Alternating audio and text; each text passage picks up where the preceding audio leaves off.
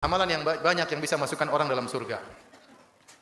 Namun ada amalan-amalan pilihan yang memudahkan seorang masuk dalam surga. Contohnya adalah berbakti kepada kedua orang tua.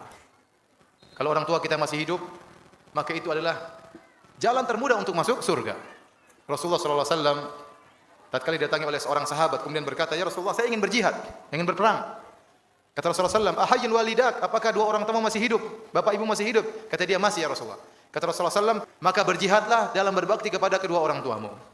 Ini dalil bahwasanya berbakti kepada kedua orang tua termasuk jihad. Perlu perjuangan, perlu pengorbanan waktu, pengorbanan harta, tapi pahalanya luar biasa.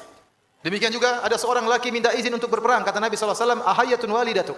Apakah ibu masih hidup? Kata dia, "Masih hidup ya Rasulullah." Kata Rasulullah SAW, "Lazimilah kaki ibumu, di situ surgamu." Di situ surgamu. Jadi kalau kita punya orang tua, dua orang masih hidup, itu dua pintu surga. Layani mereka, berkhidmat kepada mereka berdua, insya Allah kita mudah masuk surga, sangat mudah.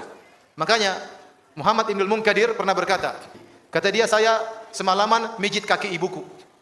Sementara saudaraku sholat malam, tapi kalau suruh tukeran pahala saya enggak mau." Kenapa? Karena mijit kaki ibu itu pahalanya besar. Ini secara umum, baik bapak-bapak maupun ibu-ibu. Terkhususan kepada ibu-ibu, cara mudah untuk masuk surga, taat kepada suami. Suatu hari Rasulullah SAW bertemu dengan seorang wanita. Rasulullah SAW bertanya kepada wanita tersebut, "Bagaimana posisimu di hati suamimu? Sungguhnya suamimu itu adalah surgamu atau nerakamu?" Kalau seorang wanita taat kepada suaminya, insya Allah mudah masuk surga. Tapi kalau seorang istri selalu membangkang kepada suaminya, maka ini berbahaya bagi dirinya. Kemudian, di antara pahala yang sangat besar, sholat 5 waktu. Sholat 5 waktu, jangan pernah ditinggalkan. Seorang sholat 5 waktu adalah modalnya, modal terakhirnya. Kalau sampai ditinggalkan sekali, dia akan mudah meninggalkan yang lain. Kalau dia gampang-gampangkan dalam sholat, yang lain juga dia akan gampang-gampangkan. Maka bagaimanapun kondisi, jangan pernah meninggalkan sholat 5 waktu. Nabi bersabda tentang sholat 2 rakaat sebelum subuh. Kata Nabi, 2 rakaat sebelum subuh lebih baik daripada dunia dan seisinya. Kalau kita sholat sebelum subuh 2 rakaat, sholat qobliyah 2 rakaat, paling kita kerjakan 3 menit, paling banter 4 menit. Ternyata pahalanya lebih baik daripada dunia dan seisinya. Itu baru sholat 2 rakaat sunnah. Bagaimana lagi dengan sholat subuhnya?